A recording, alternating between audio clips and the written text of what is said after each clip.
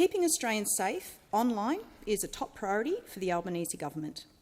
We are focused on positive solutions to issues of national concern, and the issue of harms to children and young people from social media is right up the top of that list. Since coming to government, we have taken steps to turn this focus into meaningful outcomes with a range of measures to help make the online environment better for young people. Central to this has been our quadrupling of the ongoing base funding for the eSafety Commissioner to ensure this world-leading regulator has the certainty of resourcing and is equipped to respond to existing and emerging online harms. I brought forward the review of the Online Safety Act by 12 months. This was in recognition of the need for the Act to remain fit for purpose, and I thank the independent reviewer for recently providing her report to me. In May this year, I amended the basic online safety expectations to make clear the government's expectation that platforms must place the best interest of the child at the centre of their products and services. And today, I introduce the Online Safety Amendment Social Media Minimum Age Bill 2024. Social media, as we commonly and collectively understand it, has become a ubiquitous and a normal part of life for all of us, and many young Australians take part in this activity without adverse consequence. It can be a source of entertainment, education and connection with the world and each other. Those things, particularly for young Australians, can be beneficial. But for too many young Australians, social media can be harmful.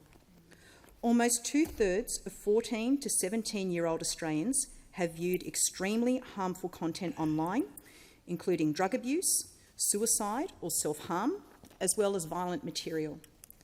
1/4 have been exposed to content promoting unsafe eating habits.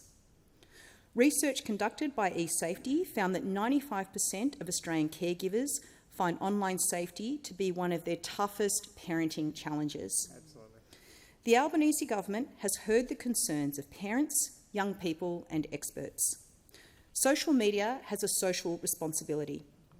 We know they can and should do better to address harms on their platforms. That's why we're making big changes to hold platforms to account for user safety.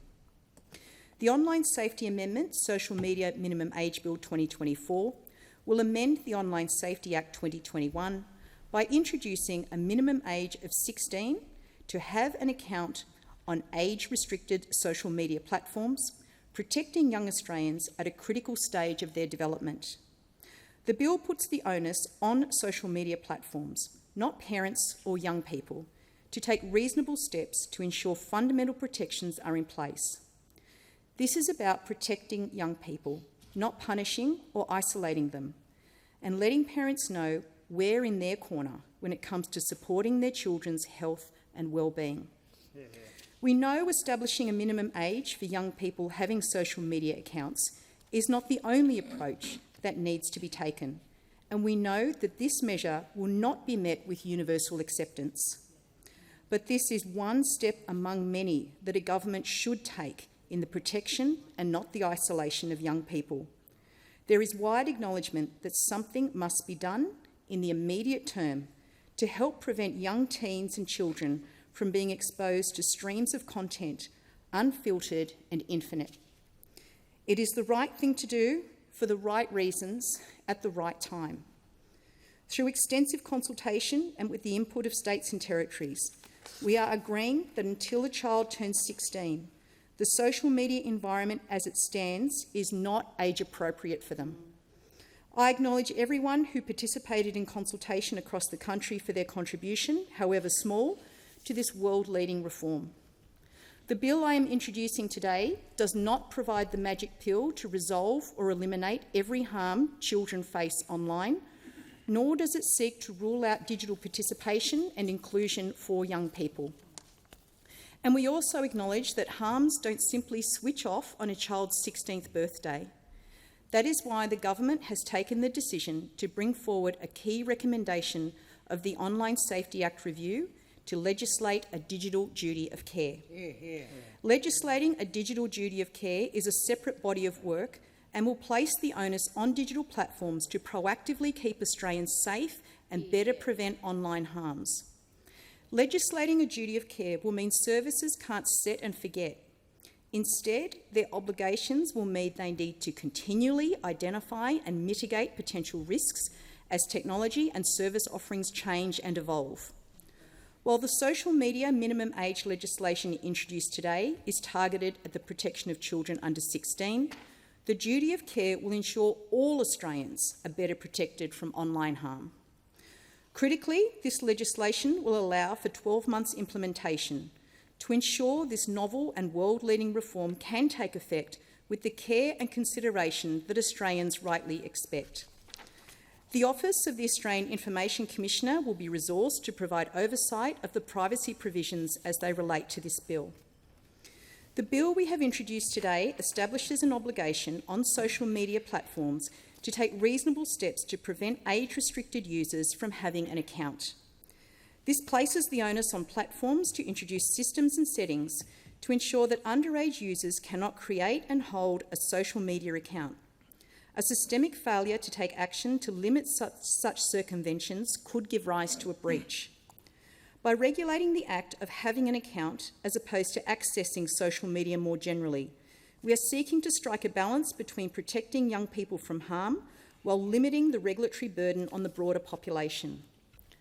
Importantly, this obligation would help to mitigate the risks arising from the harmful features that are largely associated with user accounts or the logged-in state, persistent notifications and alerts, which have been found to have a negative impact on sleep, stress levels and attention. The obligation will apply to age-restricted social media platforms, a new term being introduced into the Online Safety Act. Its definition includes that a significant purpose of the service is to enable online social interactions between two or more users. While the definition casts a wide net, the bill allows for flexibility to reduce the scope or further target the definition through legislative rules. Achieving this through rules rather than primary legislation enables the government to be responsive to changes and evolutions in the dynamic social media ecosystem. Rules can be made to allow for additional conditions that must be met in order to fall within the definition of age-restricted social media platform. To be clear, the government expects that this broader definition will capture services that are commonly accepted to be social media and the services that are causing many parents the most concern. This will, at a minimum, include TikTok, Facebook, Snapchat, Reddit, Instagram, X, formerly Twitter, among others. These services will be required to take reasonable steps to prevent persons under 16 years of age from creating or holding an account. A rulemaking power is also available to exclude specific classes of services from the definition. In the first instance, this power will be used to carve out messaging services, online games, and services that significantly function to support the health and education of users. A key principle of the approach to applying an age limit of 16 to social media was the recognition that our laws should be set to protect young people, not isolate them. There is a legitimate purpose to enabling young people to actively participate in the digital environment where they have grown up.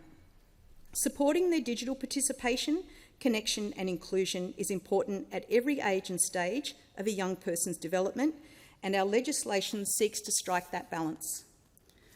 We are not saying that risks don't exist on messenger apps or online gaming. While users can still be exposed to harmful content by other users, they do not face the same algorithmic curation of content and psychological manipulation to encourage near-endless engagement. Further, the inclusion of messaging apps could have wider consequences, such as making communication within families harder.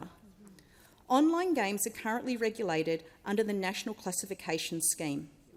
The scheme provides information on the age suitability of online games through a combination of the classification and relevant consumer advice. Imposing additional age-based regulation to online games would create unnecessary regulatory overlap.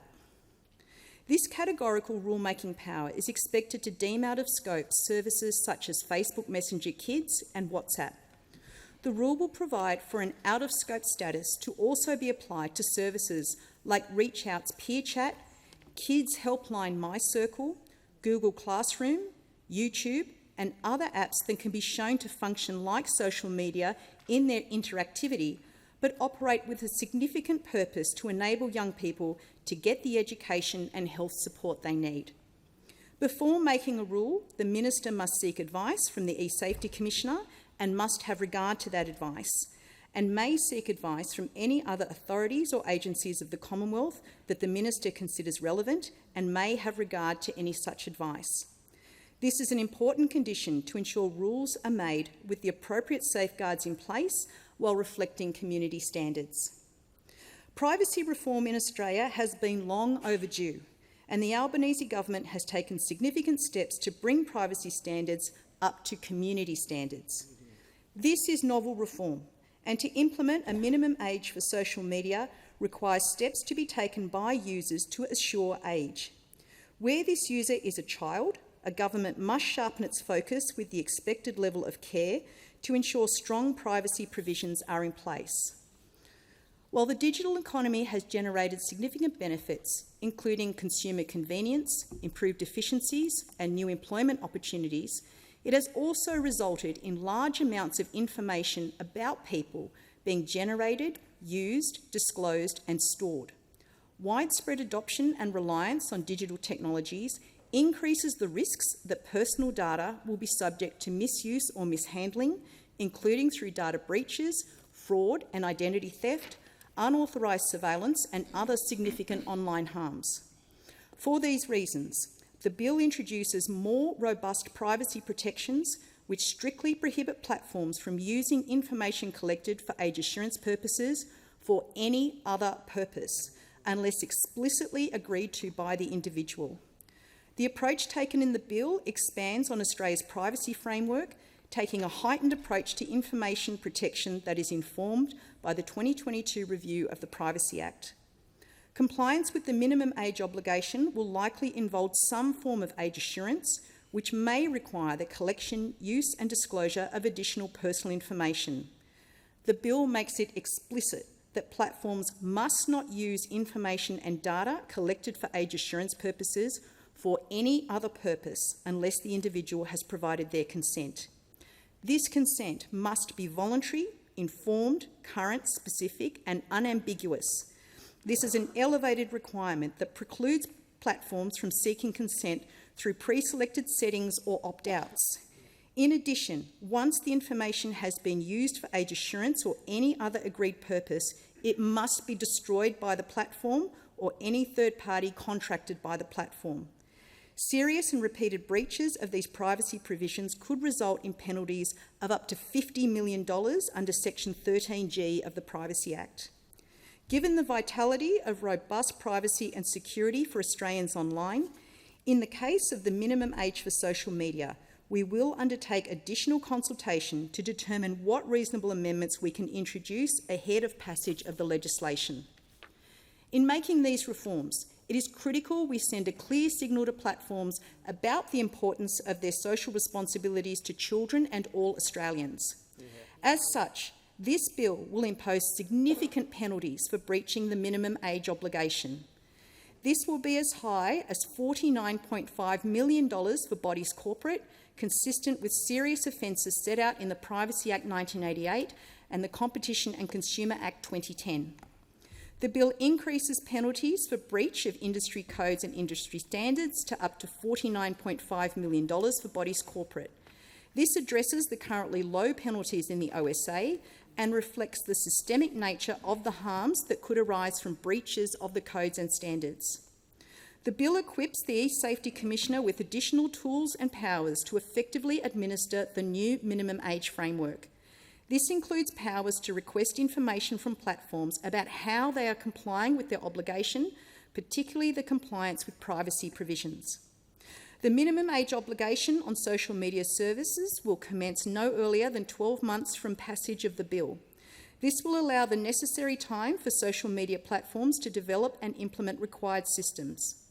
This timeframe will also enable implementation to be informed by the age assurance trial, which will provide guidance on the market readiness of age assurance technologies and inform advice to government and the E-Safety Commissioner on implementation and enforcement of the minimum age. Finally, the bill incorporates a review of the legislation 2 years after effective commencement. This provides the government with an opportunity to undertake critical societal measurements of the impacts of the legislation using qualitative and quantitative research to understand how this policy is working for young Australians. It will allow time to recognise any technological advancements since commencement, to reconsider the definition of an age-restricted social media platform, and to consider whether other digital platforms, such as online games or additional social media platforms that can be viewed without an account, should be captured within scope. We will work with the education, health, youth organisations and community organisations throughout implementation and during the review to take in their views. This measure is a key component of the Albanese government's work across the online safety space and will help enable young people to use the internet in a safer and more positive way. It will signal a set of normative values that support parents, educators and society more broadly. Australia has consistently paved the way in global online safety, and the introduction of this legislation is no exception. The bill builds upon the Australian Government's work to address online harms for young people, including the age assurance trial, establishing an online dating apps code, legislating new criminal penalties for non-consensual sexual deepfakes. The government will ensure young Australians retain access to services that primarily provide education and health services and work constructively with stakeholders to ensure that only services that meet the strict criteria under eSafety's powers are able to be accessed by children under 16 years. This bill seeks to set a new normative value in society, that accessing social media is not the defining feature of growing up in Australia. I commend the bill to the House.